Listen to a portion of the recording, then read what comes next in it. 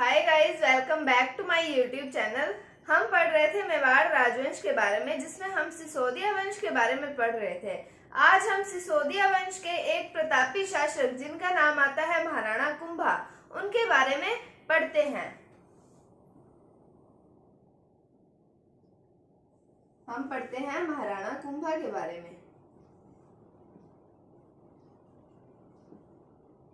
महाराणा कुंभा का time period आता है 1433 ईस्वी से 1468 ईस्वी तक।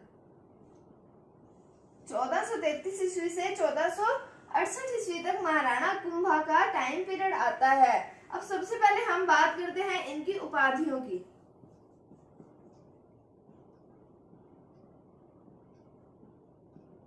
उपाधियां आती हैं इनकी अभिनव भट्टाचार्य,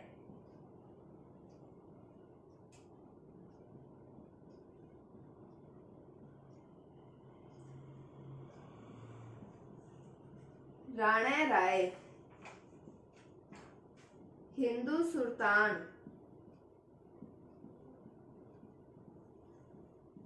राणो रासो,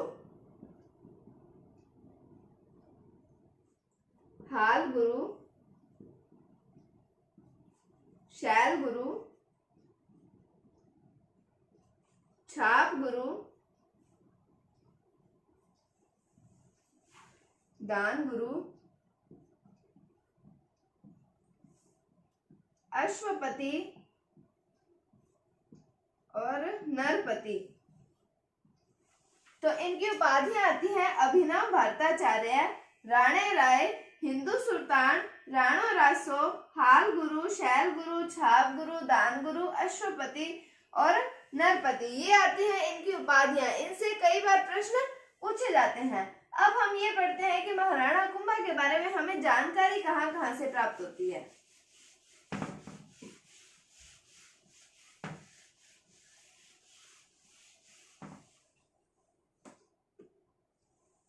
अब इनकी जानकारी के स्रोत देखते हैं।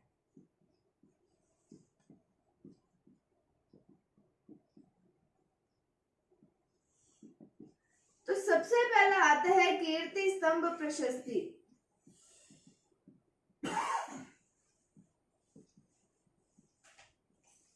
फिर आता है दूसरे नंबर पे कि कुंभलगढ़ दुर्ग में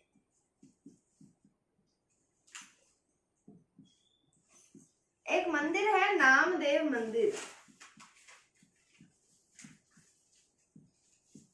इसके चट्टानों पर मेवाड़ का इतिहास अंकित है और इसके चट्टानों से हमें महाराणा कुंभा के बारे में जानकारी मिलती है। तीसरा आता है श्यामल दास, इसकी पुस्तक आती है एक, जिसका नाम आता है वीर विनोद। तो श्यामल दास की पुस्तक वीर विनोद से भी हमें महाराणा कुंभा के बारे में जानकारी मिलती है। इस पुस्तक से हमें यह भी पता चलता है कि राजस्थान में कुल 84 दुर्गों में से 32 दुर्ग महाराणा कुंभा द्वारा बनवाए गए थे। कि कुल 84 दुर्गों में से 32 दुर्ग महाराणा कुंभा द्वारा बनाए गए थे। अब और आता है कान्हड़ व्यास। कान्हड़ व्यास की पुस्तक आती है एक लिंग महात्म्य।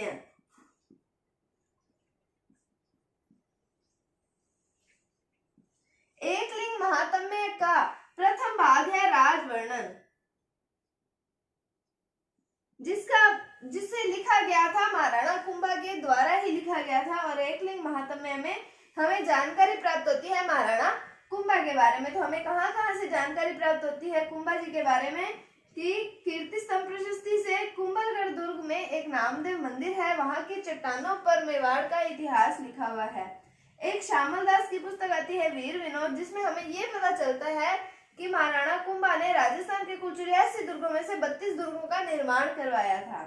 फिर आती है कान्हड़ व्यास की पुस्तक आती है एक लिंग महात्म्य, जिसके प्रथम भाग आता है राजवर्णन। इसको तो लिखा ही महाराणा कुंभा ने था। और एक लिंग महात्म्य में हमें महाराणा कुंभा के बारे में जानकारी प्राप्त होती है। उसके बाद हम देखते हैं कि महाराणा कुंभा जब राजा बने थे तो इनके दिमाग में ये चल रहा था कि ये कैसे अपने पिता के हथियारों से बदला लेंगे। तो अब हम देखते हैं कि इन्होंने कैसे अपने पिता के हत्यारों से बदला लिया। तो मेवाड़ में तो है महाराणा कुंभा, इनके साथ में आ जाते हैं रणमल।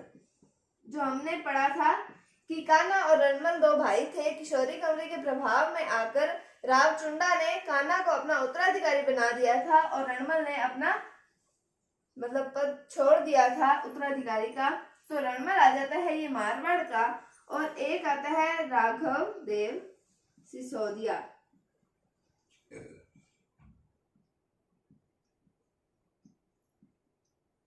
हमने पढ़ा था राणा लाखा के पुत्र आते हैं चूड़ा, राणा चूड़ा। उनके भाई आते हैं राघव देव सिसोदिया। कौन कौन हो गए? मेवाड़ से महाराणा कुंभा हो गए, रणमल हो गए और राघव देव सिसोदिया हो गए। और इन्होंने बदला लेना किससे है? चाचा से, मेरा से और महपा पवार से। इनसे इन्होंने अपने पिता मोकल की हत्या का बदला लेना है।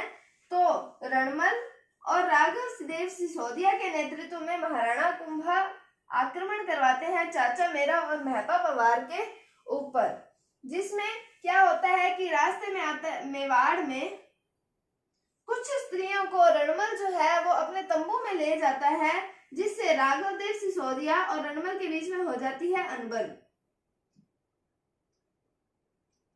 अनबन हो जाने के बाद अब यहाँ देखते हैं चाचा और मेरा की तो हो जाती है हत्या, इनकी मृत्यु हो जाती है और चाचा का पुत्र आता है एक्का। ये एक्का और महपा पवार चले जाते हैं मालवा। ये चले जाते हैं मालवा।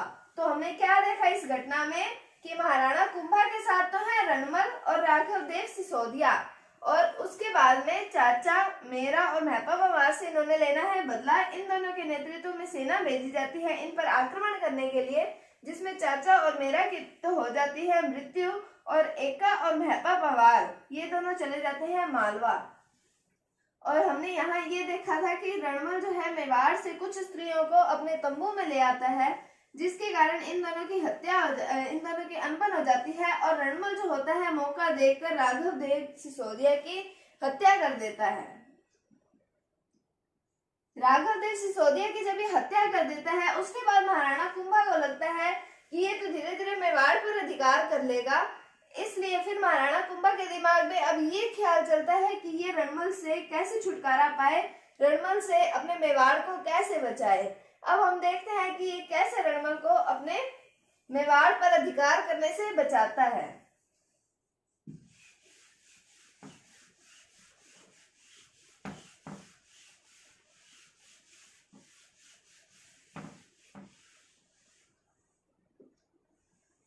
अब घटना आती है 1438 ईस्वी की। मेवाड़ में तो है महाराणा कुंभा।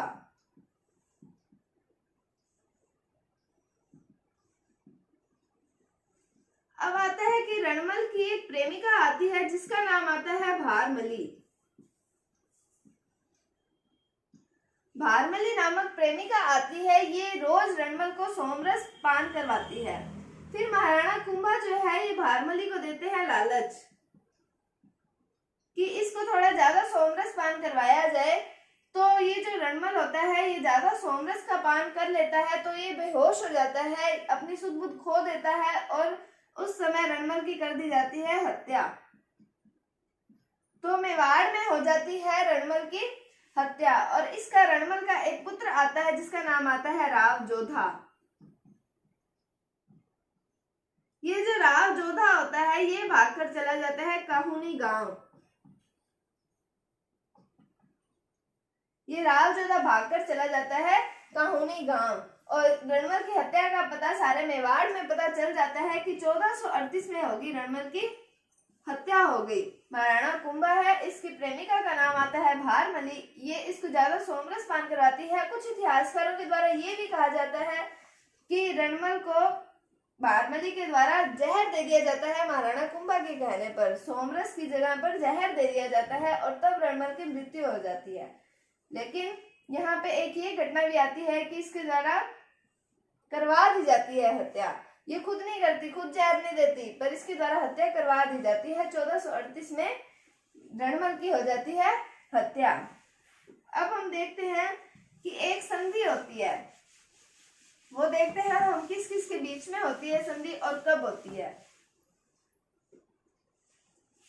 अब बात आती है 1453 ईस्वी की। 1453 ईस्वी में एक संधि होती है जिसका नाम आता है आवल बावल की संधि।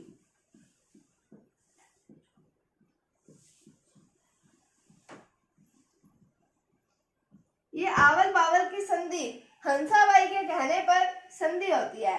ये संधि होती किस किस के बीच में है? मेवाड़ का तो है महाराणा कुंभा और मारवाड़ के हैं राव जोधा। तो कुंभा के पुत्र का नाम आता है रायमल और जोधा की पुत्री का नाम आता है श्रृंगार देवी। तो इन दोनों का हो जाता है विवाह। ये होती है आवल बावल की संधि 1453 ईस्वी में। तो ये था महाराणा कुंभा के बारे में। हम अगली वीडियो में इसके बारे में और डिस्कस करेंगे।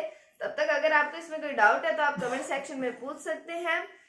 अगर आपको वीडियो थोड़ी सी भी अच्छी लगे तो इसे लाइक कीजिए, शेयर कीजिए, चैनल को सब्सक्राइब जरूर कीजिए।